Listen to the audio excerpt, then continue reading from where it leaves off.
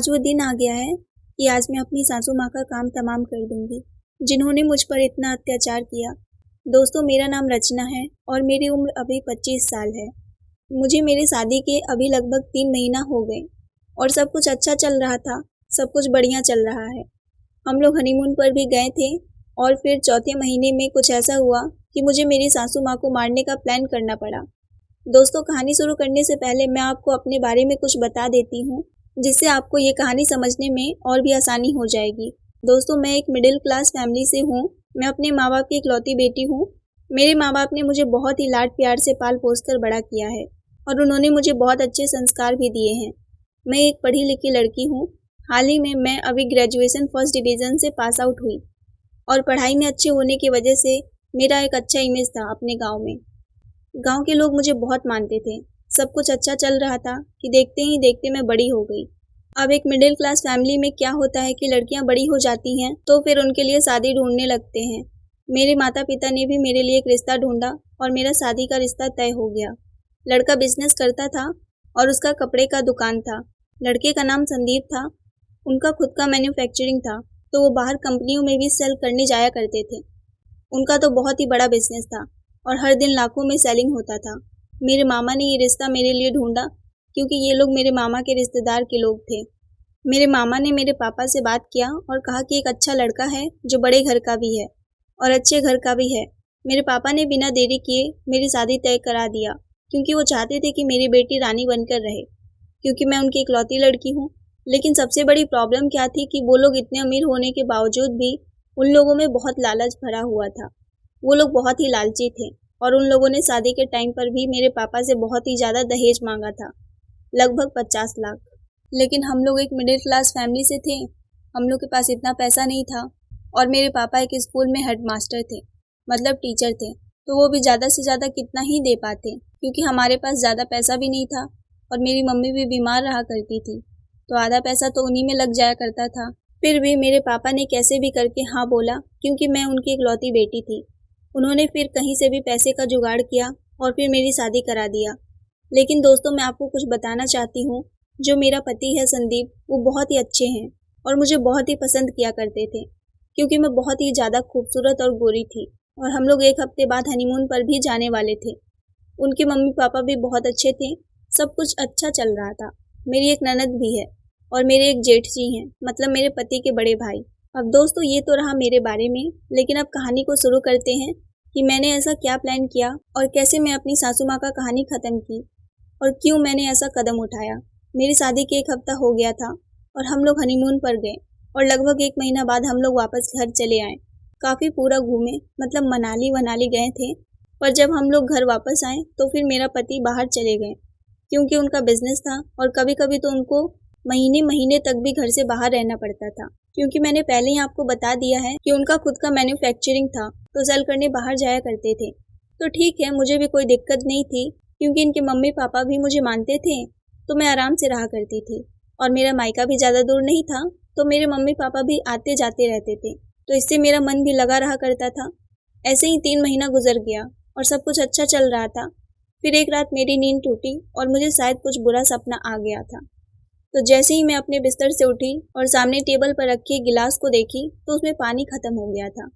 तो फिर मैं पानी लाने नीचे किचन में गई और पानी लेकर जब मैं अपने रूम में आ रही थी तो मैंने देखा कि सासू माँ के कमरे से किसी की रोने की आवाज़ आ रहा था।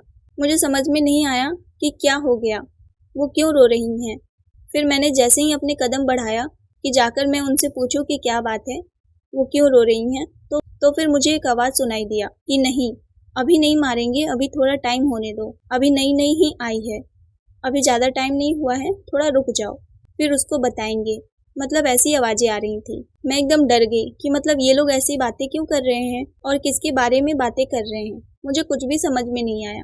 उसमें एक लड़की का भी रोने का आवाज़ आ रही थी। फिर मुझे उस वक्त सही नहीं लगा पूछना या फिर उनके कमरे में जाना, क्योंकि रात के 1 या 2 बज रहा था। मुझे नींद भी नहीं लग रहा था, तो मैं अपने कमरे में गई और जाकर सो गई। उस रात मेरे साथ ऐसा हुआ। लेकिन फिर अगली रात को उसी वक्त पर मेरा नींद टूटा और फिर मैंने ध्यान दिया तो मुझे कुछ ऐसी आवाज़ सुनाई दे रहा था। फिर मैं सोची कि ये सब क्या हो रहा है, मतलब पहले तो ऐसा कुछ भी नहीं था, लेकिन अचानक कल से ये सब क्या चल रहा है। मेरे साथ सबका व्यवहार तो अच्छा था, तो इसीलिए मैंने उनके कमरे में जाना ज़रूरी नहीं समझा। दोस्तों, आप सबको मैं एक बात बताना भूल गई थी। मेरा घर बहुत बड़ा था, तो सिंपल है कि इतना सारा काम तो कोई अकेले कर नहीं सकता। 3-4 नौकर थे और एक लड़की थी, और वो रात में किचन में ही सोया करती थी। और किचन मेरी सासू माँ के कमरे के पास था, मतलब उनके जस्ट कमरे के बगल में ही था। उस लड़की के साथ मेरा अच्छे से बनता था, मतलब अच्छे से बातचीत हुआ करता था, क्योंकि उसके साथ मिलकर मैं भी खाना बनाया करती थी ना, इसीलिए।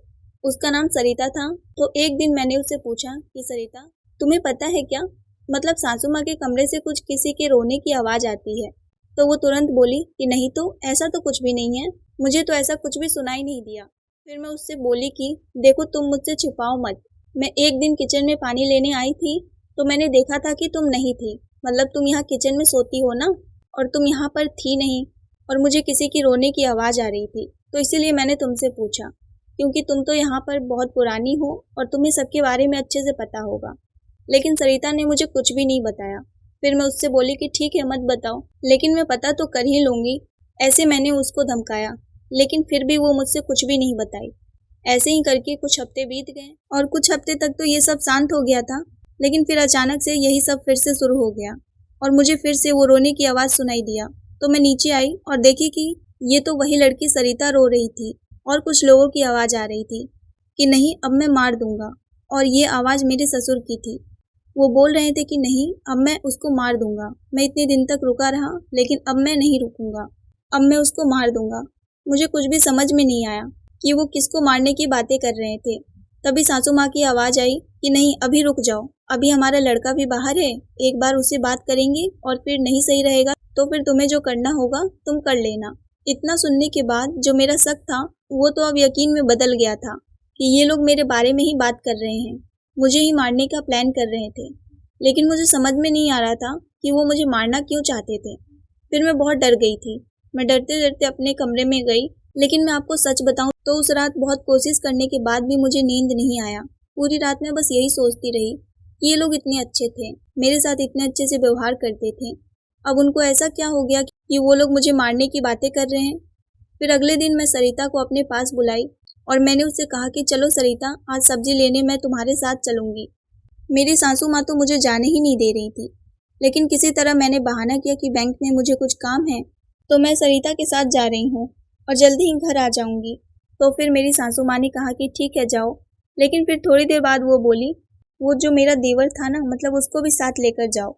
मैंने कहा कि ठीक है। और जो मेरा छोटा देवर था, वो थोड़ा अपने दोस्तों यारों के साथ ज़्यादा रहा करता था और घूमा करते थे, और वो मुझसे बोला कि भाभी, आप लोग दोनों साथ में चले जाओ, और मैं थोड़ा अपने दोस्तों के साथ इधर जा रहा हूँ, मुझे थोड़ा काम है, मम्मी को मत बताना। इतना बोलकर वो बाहर चले गए और हम दोनों को छोड़ दिया। खैर, मुझे तो बस इसी चीज़ का इंतज़ार था कि कब मैं सरिता से अकेले में बात कर सकूं कि ये लोग मुझे मारना क्यों चाहते हैं। मतलब सामने से तो ये लोग मुझे बहुत प्यार से बातें करते थे, और मैं अपने पति से इस बारे में बात करूं या ना करूं, मुझे कुछ भी समझ में नहीं आ रहा था। मैं तो बहुत ही ज़्यादा कन्फ्यूज़न में थी। फिर मैंने सरिता से डायरेक्ट पूछा कि सरिता, तुम उस रात क्यों रो रही थी, और वहाँ पर मुझे मारने की बातें क्यों हो रहा था। जैसे ही मैंने ये सवाल सरिता से पूछा, उसके चेहरे का रंग ही उड़ गया था। वो बहुत घबरा गई थी, जैसे कि उसने मुझसे क्या ही सुन लिया हो। वो एकदम डर गई थी। उसका ये हाल देखकर अब तो मैं कंफर्म हो गई थी कि हाँ, ये मुझे ही मारने की बातें कर रहे थे लोग। तभी वो बोले कि नहीं दीदी, आपको ऐसा क्यों लग रहा है, ऐसा कुछ भी नहीं है, आपको मारने की बातें नहीं हो रही थी, आपको ये सब किसने बोला ऐसा। तो फिर मैं बोली कि नहीं, ऐसा मैंने खुद सुना, अब तुम मुझे सच सच बता दो, नहीं तो फिर मैं अपने हस्बैंड से कहकर तुम्हें तो यहाँ से बाहर निकालूंगी ही, और साथ ही मैं सबको जेल में डलवा दूंगी, ठीक है। तो फिर वो डर गई और बोलने लगी कि नहीं नहीं नहीं, आप मुझे जेल में मत डालिएगा, मैं आपको बताती हूँ कि सच्चाई क्या है। फिर दोस्तों, उसने जो मुझे बताया वो सुनकर तो मेरे पैरों तले ज़मीन ही खिसक गई थी। फिर वो बोले कि हाँ दीदी, वो लोग आपको मारने की ही सोच रहे हैं और प्लान बना रहे थे। तो फिर मैंने उससे पूछा कि तुम क्यों रो रही थी। वो बोले कि दीदी, मैं इसीलिए रो रही थी क्योंकि वो लोग मुझे कह रहे थे कि तुम जाओ और उसको जहर दे देना तो वो मर जाएगी, इसीलिए मैं रो रही थी, क्योंकि मैं ऐसा नहीं करना चाहती थी। फिर वो लोग मुझे कह रहे थे कि अब तो तुम्हें ऐसा करना ही पड़ेगा, नहीं तो ये बात तुम जान गई हो, और अगर तुम ऐसा नहीं करोगी तो हम लोग तुम्हें भी मार देंगे, इसीलिए मैं रो रही थी। फिर भी मुझे समझ में नहीं आ रहा था कि वो लोग ऐसा बातें क्यों कर रहे हैं, मतलब ये सब लोग ऐसा क्यों करना चाह रहे हैं। तभी उसने बताया कि दीदी, जो आपका प्रॉपर्टी है ना, वो आपके नाम पर है, तो फिर वो इस तरह से इन लोगों को नहीं मिलेगा। इसीलिए आपकी सासू माँ ने कहा कि जब हमारा लड़का आएगा तो हम लोग एक काम करेंगे कि इसकी प्रॉपर्टी को अपने लड़के के नाम करवा कर इसको मार देंगे और फिर हम लोग उसको बेच देंगे। फिर मैंने पूछा कि क्या इसके बारे में संदीप को पता है, मतलब मेरे हस्बैंड को इस बारे में पता है? वो बोले कि नहीं, उनको तो ये सब के बारे में अभी तक कुछ भी नहीं पता है। तो मैंने कहा कि अब मैं अपने हस्बैंड को बताऊंगी कि आपकी मम्मी पापा मिलकर मुझे मारने की प्लानिंग कर रहे हैं। फिर सरिता कहने लगी कि नहीं नहीं दीदी, आप उनसे ऐसा कुछ भी मत बताइएगा। मैंने कहा कि क्यों? फिर जो उसने मुझे दूसरी बात बताई, उसे सुनकर तो मेरा होश ही उड़ गया। उसने मुझे बताया कि दीदी, आपको ये बात अभी पता नहीं है कि ये आपकी दूसरी शादी है और आपसे पहले जो शादी हुई थी उसको इन लोगों ने मिलकर मार दिया था। फिर मुझे जो समझ में आया, मैंने उससे कहा कि अच्छा ऐसा हुआ था क्या? उसने कहा हाँ दीदी, मैं सच बोल रही हूँ। जो पहले शादी हुई थी वो लड़की थोड़ी गरीब परिवार से थी और ये लोग उस पर बहुत ही अत्याचार करते थे, एकदम नौकरानी की तरह काम करवाते रहते थे। उसे पैसे मांगते क्योंकि वो दहेज में पैसे नहीं लेकर आई थी। मैंने कहा लेकिन मुझसे पहले जिस लड़की से शादी हुआ था वो अपने मम्मी पापा या फिर पुलिस स्टेशन में शिकायत क्यों नहीं की? तो सरिता बोली क्योंकि वो पढ़ी लिखी नहीं थी, उनको ये सब कुछ भी नहीं पता था। तभी मैं सरिता से बोली लेकिन मैं उस टाइप की लड़की नहीं हूँ जो ये लोग मुझे समझ रहे हैं। मैंने अच्छे से पढ़ाई लिखाई किया है और मुझे सब कुछ जानकारी है कि क्या करना चाहिए और क्या नहीं। अब मैं इन लोगों को छोड़ूंगी नहीं और अब मैं इन सबको अच्छे से सबक सिखाऊंगी। सरिता बहुत घबराई हुई थी और वो मुझसे बोली दीदी प्लीज़ आप ये सब बातें किसी से बताइएगा नहीं कि ये सब बातें मैंने आपको बताई हैं। मैंने कहा कि ठीक है, मैं नहीं बताऊंगी। फिर मैंने धीरे धीरे सब पर ध्यान देना शुरू किया तो मुझे पता चला कि मेरे घर पर जो मेन मुखिया हैं वो मेरी सासू माँ हैं। वही घर को चलाती हैं, वही सब डिसीजन लेती हैं, वही जो बोलती हैं वही सब लोग करते भी हैं। तभी मैंने सोचा कि अगर मैं अपनी सासू माँ को ही रास्ते से हटा दूंगी तो फिर सब लोग शांत हो जाएंगे और इन सब का प्लानिंग भी खत्म हो जाएगा। ये लोग इतना अत्याचारी थे मुझे पता ही नहीं था, क्योंकि सरिता ने मुझे जो भी बताया था वो सुनकर मैं हैरान हो गई थी। मैं सोच में पड़ गई थी कि ये लोग ऐसा भी कर सकते हैं। अब मेरा इन लोगों पर से विश्वास उठ गया था। मुझे किसी पर जरा सा भी विश्वास नहीं था क्योंकि इन लोगों ने मुझसे बहुत से झूठ बोला था। सबसे पहला झूठ ये कि ये मेरी दूसरी शादी थी। ये बात तो मेरे मम्मी पापा को भी नहीं पता है। इन लोगों ने धोखे से मुझसे शादी कर ली। फिर एक दिन मैंने देखा कि मेरी सासू माँ मेरे रूम में आई और मुझे एक गिलास में दूध पीने के लिए देती हैं। फिर मुझे अजीब लगा, ऐसा क्यों? अभी तक तो ऐसा कुछ भी नहीं हुआ था। तभी वो मुझसे कहने लगी कि ये लो बेटा दूध पी लो, क्योंकि मैं कुछ दिनों से देख रही हूँ कि तुम बहुत कमज़ोर हो गई हो। फिर मैंने कहा ठीक है माँ जी, आप यहाँ रख दीजिए, मैं पी लूँगी। जैसे ही सासू माँ ने मुझे वो गिलास मेरे हाथ में दिया, मैंने जानबूझकर वो गिलास अपने हाथ से छोड़ दिया तो दूध फर्श पर गिर गया। तभी मेरी सासू माँ का चेहरे का रंग फीका पड़ गया था और वो मुझे अजीब तरीके से देखने लगी। मैंने कहा क्या हुआ? वो बोली कुछ नहीं बहू, हटो मैं ये दूध साफ कर देती हूँ। तो फिर मैं बोली अरे नहीं कोई बात नहीं माँ जी, आप हटो, मैं ये दूध साफ कर दूँगी, आप चिंता ना करें। जैसे ही मेरी सासू माँ मेरे कमरे से गई तो मैंने वो फर्श साफ किया, लेकिन मैंने एक चालाकी की थी कि मैं वो दूध पूरा नहीं गिराई थी। थोड़ा दूध मेरे गिलास में बचा हुआ था तो मैं वो दूध एक कटोरी में बाहर रख दी। तभी कुछ देर बाद मैंने देखा कि एक बिल्ली आई और वो दूध पी ली। फिर मैंने देखा कि 1 मिनट भी नहीं हुआ और वो बिल्ली वहीं पर मर गई। अचानक हलचल हुआ और सब घर वाले इकट्ठा हुए तो उन्होंने देखा कि एक बिल्ली मर गई है। तभी मैंने कहा कहीं ये वो दूध पीकर तो नहीं मर गई। तभी सासू माँ एकदम डर सी गई, मुझे घबरा कर देखने लगी। वो बोली अरे नहीं बहू, शायद किसी कुत्ते ने इसको मार दिया है तभी ये मर गई। अब मुझे पता चल गया था कि अब मैं इस घर में जिंदा नहीं बच पाऊंगी। ये बात मैं अपने घर में भी नहीं बता सकती थी क्योंकि इन लोगों का जो व्यवहार था मेरे साथ वो ऊपर से देखने में तो बहुत अच्छा था, लेकिन उनके मन में क्या चल रहा है ये सिर्फ मैं ही जानती थी। फिर आज वो दिन आ गया था। दोस्तों, कहानी शुरू करने से पहले आप सबको मैंने बताया था कि आज वो दिन आ गया है कि मैं अपनी सासू माँ का काम तमाम कर दूंगी और अब ये कहानी अपने असली मोड़ पर आ गई है। अब क्या होने वाला है, आज ये वही दिन है और वही रात है। उन लोगों ने मुझे मारने का पूरा प्लान कर लिया था। इधर मैं भी फ़ोन करके संदीप को, मतलब अपने हस्बैंड को, सब कुछ बता दी कि आपके मम्मी पापा मुझे मारने की प्लानिंग कर रहे हैं, आप यहाँ जल्दी आ जाइए नहीं तो मैं कुछ कर लूँगी।